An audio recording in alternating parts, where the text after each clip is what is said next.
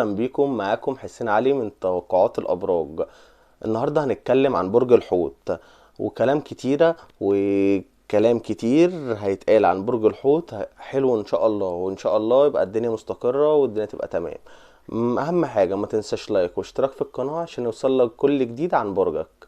برج الحوت، كلام مزعج انت سمعته، في كلام مزعج انت اتقالك وسمعته ومضايقك، بس انت ما يشغلكش اي حاجة. يعني اهم حاجة ان انت تبقى واثق من نفسك.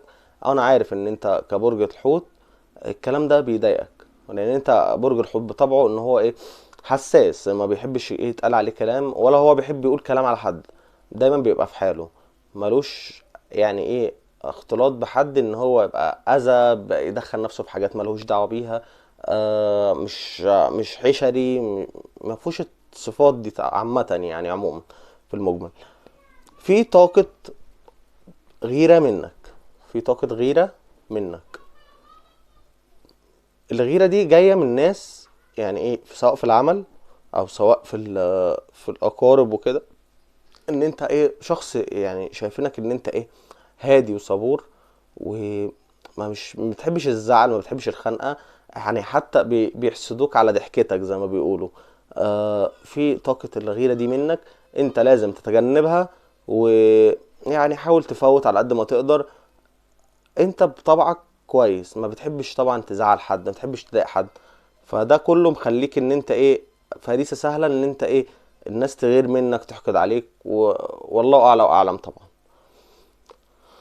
وطبعا لبعض منكم مش لكلكم، يعني الكلام، التوقعات، الطاقة بتاعتنا ان هي بتبقى لبعض منكم مش لكلكم، عشان محدش يقول ان انا ايه، ما انا كويس وعشرة على عشرة ومفيش حاجة بتحصل لي وكده. تمام. خلي بالك، في مؤامرة من ناس حواليك، في مؤامرة من ناس حواليك. زي ما احنا قلنا في الشغل او في العمل يعني اللي انت فيه، او محيط البيت اللي انت فيه، في مؤامرة، في ناس بتحقد عليك، غيرانة منك، عايزين يبقوا ايه، احسن منك بكتير. فاللي هو ايه، شايفين ان هم عمالين يحقدوا وخلاص، ويتكلموا عليك من حواليك، وانت تعبت من الموضوع ده. وانت اصلا في بعضكم مش ما يعرفش ان هو حد بيتكلم عليه، بس هو حاسس. فان شاء الله ربنا يحرسكم كلكم يا اصحاب برج الحوت. برج الحوت، في فرحة جاية لك قريب، في فرحة جاية لك قريب. علم الطاقة النهاردة بيقول لك في فرحة جاية لك قريب، سواء في فرحة، في خطوبة، في جواز، سواء انت او حد من اقاربك، من قريب منك قوي، صحابك كده. في حد من يعني قريب منك هي ايه، داخل على موضوع خطوبة او جواز. تمام. في طاقة سفر ليك، او حد قريب منك، يعني في حد هيسافر، سواء انت او حد ايه قريب منك، حد تعرفه، حد سواء صاحبك، حد سواء قريبك، حد سواء جارك، حد من ان انت ايه قريب منك، يعني ليك معرفة بيه يعني، او انت هتسافر لمكان. الطاقة بتقول كده، والله اعلى واعلم. في ناس مستنياك تقع، لسه بنقول ايه، في حقد، في حاجات بتتقال عليك، في الكلام ده كله احنا قلناه. بس في ناس بقى مستنياك تقع كمان، يعني مش سايبينك في حالك. ان انت من صفاتك الحلوة يعني مخليها الناس ايه، تيجي عليك، يعني اللي هو ايه، جدعنتي معاكو قلبت بعداوة زي ما بيقولوا. الطاقة بتقول لك ما تحطش نفسك في مشاكل. تمام. يعني لو لقيت مشكلة، لقيت في حاجة بتحصل، ما تدخلش نفسك فيها. انت مش ناقص زي ما بيقولوا، انت مش ناقص. ان انت داخل اصلا في مرحلة ان انت لسه يعني عندك عملية استشفاء من اللي انت فيه، في حزن فيك. وان شاء الله يعني في فرحة جاية لك، احنا قلنا ان في فرحة جاية لك. بس اهم حاجة ما تحطش نفسك في مشاكل، يعني ما تدخلش نفسك في مشاكل. يعني جدعنتك دي انا قلت لك بتوديك ايه، ساعات بتزعلك. يعني انت لما هتدخل نفسك مع حد، تعرف ان الشخص ده اللي انت هتدخل نفسك معاه في مشاكل، ان انت مثلا تدخل ان انت تحلها او اي حاجة، الشخص ده تكون انت عارفه كويس، عارفه بتحبه كويس، ان هو عارفه ان هو مش هيزعل منك، مش هيحقد عليك. ده انت تقدر تديله عينيك، مش تقدر تديله ايه، تحلله مشكلة ولا حاجة الكلام ده. الجانب الصحي، ظبط مواعيد نومك يا حوت.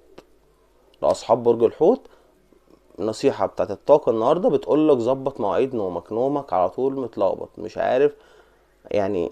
اهو هو بيقولك ايه اهو، قلل التفكير. انت بتفكر على طول، بتفكر قبل ما تنام. ده مخلي لك ان انت عندك ارهاق، ولا عارف تركز في حياتك العملية ولا حياتك الصحية ولا حياتك حتى العاطفية. مش عارف تركز في اي حاجة، مش عارف تاخد قرار. فانت قلل التفكير يا برج الحوت، انت احسن من اي حاجة يعني. سيبك من يعني فكك من اللي يشكك زي ما بيقولوا. لازم نفكك برضه يا برج الحوت، عشان انت التفكير عندك طاقة بتقول ان هي ايه، كتيرة زيادة عن اللزوم. الجانب العاطفي، في طاقة حد من الماضي بيفكر فيك. لو انت كبرج الحوت ولد او بنت، في حد من الماضي بيفكر فيك، يعني حد حاسس بيك. أو ممكن يكون الشخص ده يكون بيحبك بجد بس انت ظلمته، او هو ظلمك، الله اعلم. بس هو ايه، بيفكر فيك، حاسس بندم.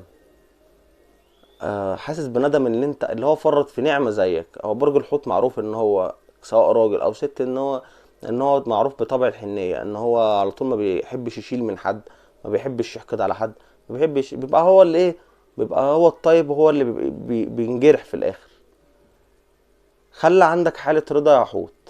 الفترة اللي جاية الطاقة بتنصحك ان الفترة اللي جاية المقبلة، الايام اللي جاية، خلي عندك حالة رضا.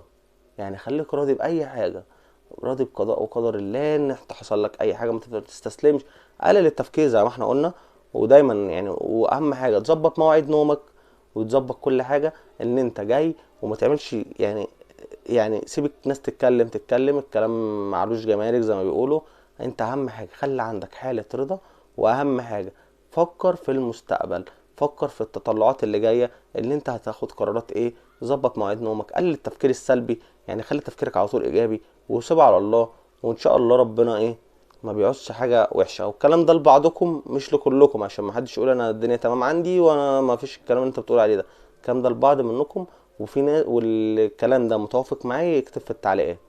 تمام. جينا هنا لنهاية الحلقة، ما تنساش لايك للفيديو واشتراك في القناة. وقول لنا برضو رأيك في التعليقات، ان انت ايه، الطاقة دي يعني معاك ولا ضدك، عشان برضو نبقى واخدين بالنا وندردش مع بعض. سلام.